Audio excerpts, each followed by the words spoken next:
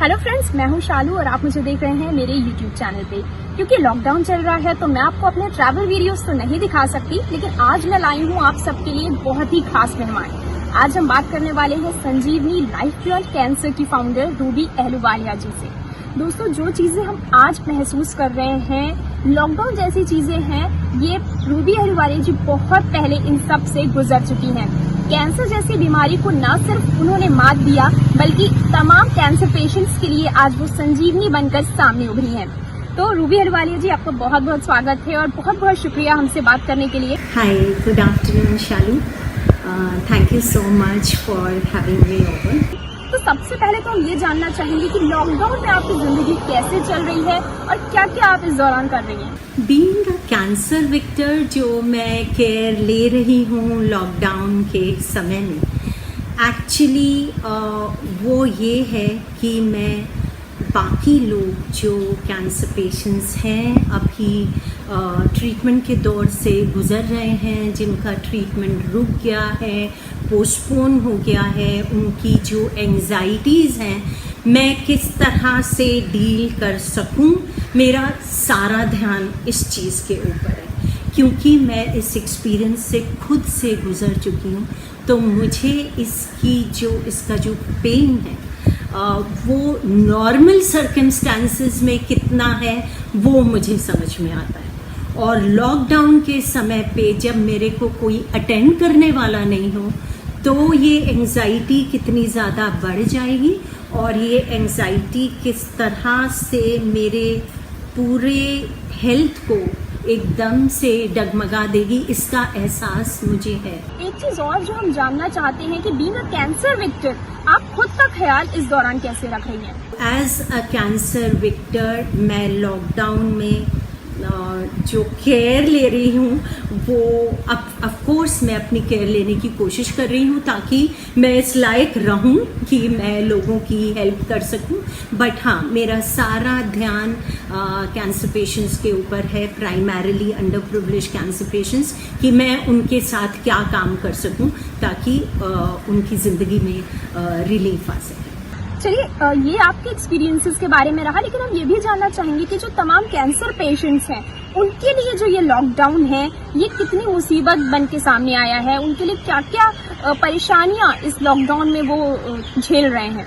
ये जो अभी लॉकडाउन हुआ है, एक्चुअली ये कैंसर पेशेंट्स के लिए बहुत ही in a way I can say it has been extremely disastrous, because हम लोग तो अंडर प्रिविलेज कैंसर पेशेंट्स के साथ प्राइमरीली काम करते हैं संजीवनी लाइफ बियॉन्ड कैंसर के थ्रू। तो उनके साथ क्या हुआ कि जैसे डॉक्टर्स ने बताया कि आपका जो कैंसर है बहुत अग्रेसिव है, बहुत जल्दी स्प्रेड करता है, आपको ट्रीटमेंट एकदम से शुरू करना है, कल से शुरू कर देना चाहिए, और फिर अगले दिन लॉकडाउन हो गया।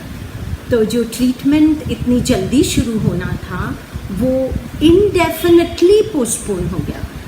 तो पेशेंट्स को कुछ एक्चुअली समझ में नहीं आ रहा था। ट्रैवलिंग बिकेम वेरी डिफ़िकल्ट और ग्रेजुअली इन लोगों की फैमिलीज़ में जो एक जना ब्रेड विनर था, दैट पर्सन लॉस्ट हिज और हर जॉब। तो उनकी लाइफ वॉज एट स्टेक। मतलब एक तो ट्रीटमेंट नहीं हो पा रहा है, नौकरी छूट गई है, अभी आगे कभी ट्रीटमेंट हो भी पाएगा या नहीं हो पाएगा, ये चीज़ समझ में पेशेंट्स को नहीं आ रही थी। और most of the under privilege patients, उनको ट्रैवल करना पड़ता है सिटी में हॉस्पिटल आने के लिए, अपना ट्रीटमेंट शुरू करने के लिए। तो ये एक बड़ा क्राइसिस कैंसर पेशेंट्स के लिए, specially the under privilege cancer patients, बहुत बड़ा क्राइसिस शुरू हो गया था। ओके, एक और ज़रूरी चीज़, जैसे कि संजीवनी जो आपका एनजीओ है, जब आप कैंसर से लड़ के आई और आपने ये शुरुआत की इस संजीवनी की, तो संजीवनी इस लॉकडाउन के दौरान कैंसर पेशेंट्स के लिए क्या क्या चीज़ें कर रहा है, उनकी लाइफ आसान बनाने के लिए क्या क्या चीज़ें संजीवनी अपना रहा है? हम लोगों को बहुत ज़्यादा डिस्ट्रेस कॉल्स आने शुरू हो गए from the first day itself. तो 2 दिन लगे संजीवनी को समझने में कि हम अपने काम को किस तरह से रीअलाइन करें। और हमने अपने काम को रीअलाइन किया by grace of God and by the cooperation of the whole team of Sanjeevani. और हम लोगों ने टेली काउंसलिंग शुरू की, बल्कि हम लोग करीब 800 पेशेंट्स रोज़ाना टेली काउंसलिंग कर रहे थे, उनको एक तो इमोशनल सपोर्ट प्रोवाइड करने के लिए एंड ऑल्सो कि उनकी जो प्रॉब्लम्स हैं, जो उनका ट्रीटमेंट होके चुका है या जो लोग मेडिसिन्स पे हैं, तो उनके जो साइड इफ़ेक्ट्स हैं उनको डील करने के लिए। उसके बाद हमने दूसरा जो प्रोग्राम ऑनलाइन लिया, which is an online interactive programme, वो हमारा इम्यूनिटी स्ट्रेंथनिंग प्रोग्राम है, जिसको हम सतोरी के नाम से बुलाते हैं। तो उसको हमने ऑनलाइन लेके डॉक्टर्स को अपने प्लेटफॉर्म पे लाना शुरू किया, न्यूट्रिशनिस्ट से बात करानी पेशेंट्स की शुरू की, साइकोथेरेपिस्ट से बात करानी शुरू की, पेन मैनेजमेंट हमने ऑनलाइन शुरू किया। And since these are interactive sessions, so patients are able to talk directly to the resource person, to the faculty who has come to take the session. So all this we started and I'm very happy to share कि अभी तक हम करीब 50,000 patients के साथ इन programmes के through काम कर चुके हैं और रोज़ाना 200 से ज़्यादा पेशेंट्स हमारे साथ इस प्रोग्राम के लिए जुड़ते हैं and the outcomes have been phenomenal. तो आई एम श्योर जितने भी कैंसर पेशेंट्स हैं, अगर उनमें से कोई भी ये वीडियो देख रहा है तो वो इन बातों का जरूर ख्याल रखेंगे कि जो रूबी अहलूवालिया जी ने बताया, आई एम श्योर ये उनके बहुत फायदेमंद होने वाला है।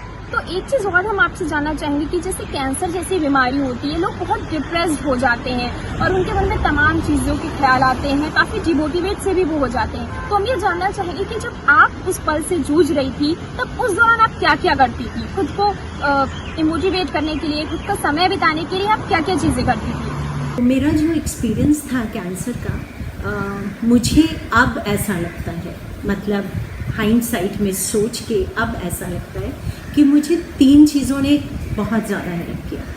एक तो वो वाला जो एटीट्यूड है कि अगर कोई प्रॉब्लम आ गई है तो इसमें से बाहर कैसे निकलना है। तो सबसे पहले मतलब मेरा ये पर्सनल एक तरीका है सोचने का कि सबसे पहले ये सोचना है कि इससे बाहर कैसे निकलना है, इसको सॉर्ट आउट कैसे कर लेना है अपने लिए।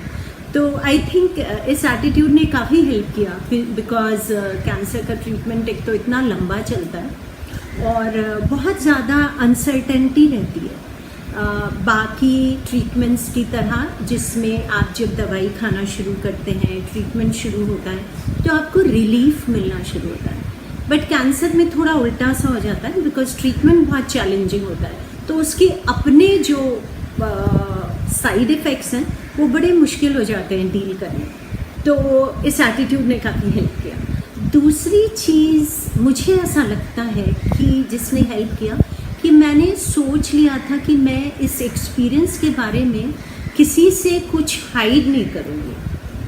मतलब जो भी मुझसे पूछना चाहेगा, जब भी जिससे बात होगी, तो मेरा इंटेंट छुपाने का नहीं बल्कि शेयर करने का रहेगा। उसने मुझे बहुत हेल्प किया, बिकॉज शुरू में जो था मेरा 10-15 दिन था छुपाने वाला भी, और मुझे उससे बहुत घुटन सी महसूस होने लगी थी और मुझे लगा कि इस घुटन के साथ शायद मैं वो तरीका नहीं निकाल पाऊँगी जिससे जो मुझे हेल्प करेगा इस पूरे एक्सपीरियंस से सक्सेसफुली बाहर आने में। तो मैंने उसको बहुत शेयर करना शुरू कर दिया। और तीसरी चीज़ जिसने मुझे हेल्प की वॉज डिसाइडिंग टू एक्सप्रेस। तो क्योंकि मैं आर्ट में बहुत इंटरेस्ट रखती हूँ, पहले काफ़ी पेंटिंग भी करती थी, उसके बाद फिर जॉब, फैमिली, वो बीच में कहीं थोड़ा सा छूट सा गया था। तो मैंने वापस अपनी पेंटिंग शुरू की और मैंने फर्स्ट केमोथेरेपी के बाद जिसका एक्सपीरियंस मेरे लिए इतना पेनफुल हो गया था कि मैं इसको डील नहीं कर पा रही थी, तो मैंने कैनवस उठाया और उसको एक्सप्रेस किया अपने इमोशन को। ऑफ एंगर, ऑफ एगनी, और एक्सप्रेस करने के बाद इतना ज़्यादा मुझे रिलीफ लगा, इतना ज़्यादा खुलापन लगा कि मैंने डिसाइड किया कि मैं हर केमोथेरेपी के बाद अपनी जो मेंटल स्टेट होगी मैं उसको पेंट करूँगी। तो मैंने हर केमोथेरेपी के बाद उसको पेंट किया। तो ये एक सीरीज़ है एक्चुअली 8 पेंटिंग्स की टुवर्ड्स सतोरी, जो अभी काफ़ी ट्रैवल करती है डिस्प्ले के लिए। लेकिन उस समय पे ऐसा कोई इंटेंट नहीं था कि मैं सीरीज़ कर रही हूँ। मैं सिर्फ अपने आप को एक्सप्रेस करने की, अपने जो सप्रेस्ड इमोशन थे उनको रिलीव करने की कोशिश कर रही थी। But it helped me immensely, तो थैंक यू सो मच हमसे बात करने के लिए। ऐसे हम तमाम लोगों से आपका रूबरू करवाते रहेंगे ताकि लॉकडाउन के समय आप खुद को और मोटिवेट करें और ऐसे समय को अच्छे से जिए।